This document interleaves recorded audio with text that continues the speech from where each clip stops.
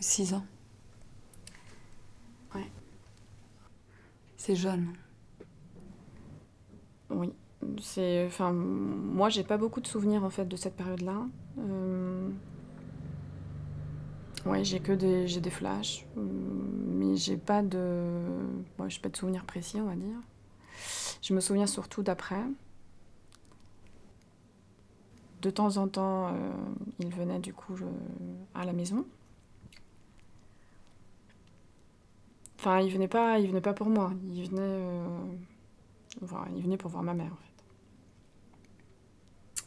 C'est-à-dire que moi, je le voyais presque pas parce que souvent on me disait d'aller jouer dans ma chambre. Je savais même pas à quel moment il repartait.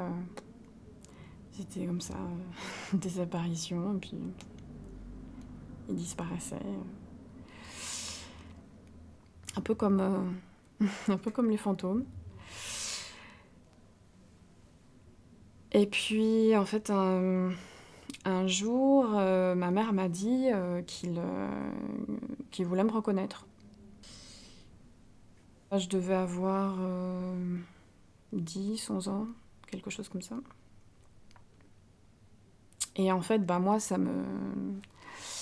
m'ennuyait un peu parce que j'avais ma vie, à l'école surtout, mes amis. Donc moi, je portais le nom de ma mère.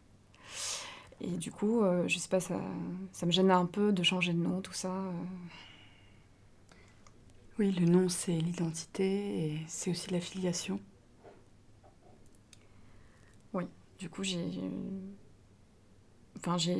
refusé, j'ai dit non, en fait.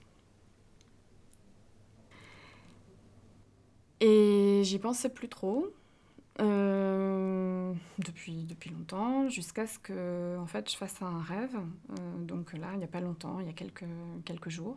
Enfin, c'est un rêve que j'ai fait plusieurs fois, en fait. Et donc, dans ce rêve, je suis chez ma mère. J'entends sonner à la porte. Donc, je vais pour ouvrir. Et puis, je traverse le couloir. En traversant le couloir, du coup, je vois ma mère qui est dans une pièce sur la droite en train de lire.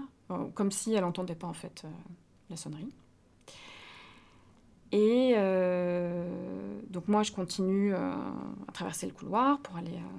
je me dirige vers la porte, quoi. Et puis, quand j'ouvre la porte, je suis face au vide.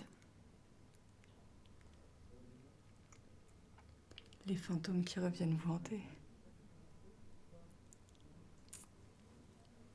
Un peu, ouais.